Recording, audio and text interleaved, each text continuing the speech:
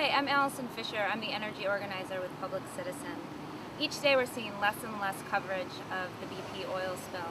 Unfortunately, there's still many issues that need to be resolved, and we have to keep the pressure on our government, the administration, and Congress to make sure that we can mitigate these things in the future and hopefully that they never happen again. So there's three things that I have identified that I really think need to get taken care of. First of all, we really need to have a better understanding of the Oil Pollution Act. This is the act that basically gives governance to the responsible party for an offshore oil spill, in this case BP. But there is a broad interpretation of how this act has been used, and as a result, BP was given carte blanche. They were able to call all the shots. They were overestimating how well they could take care of the oil spill, how much oil they could skim. They were underestimating how much oil was gushing out of the well, and they were able to override EPA directives that told them not to use chemical dispersants. Second, we really need an investigation that turns a lens on why BP was allowed to control and censor media and information around the oil spill. BP was policing public lands. They were confiscating research materials and samples from independent researchers.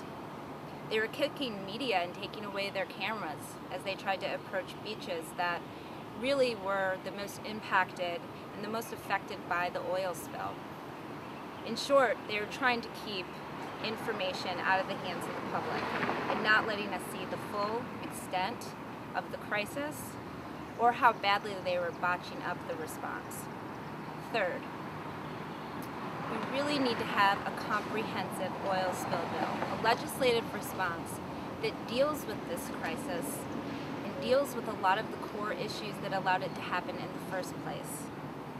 To date, the House of Representatives have passed an oil spill bill, but the Senate is still dragging their feet. We need to hold the companies that are responsible for these incidents accountable. They need to be accountable for failures of their rigs and their operations.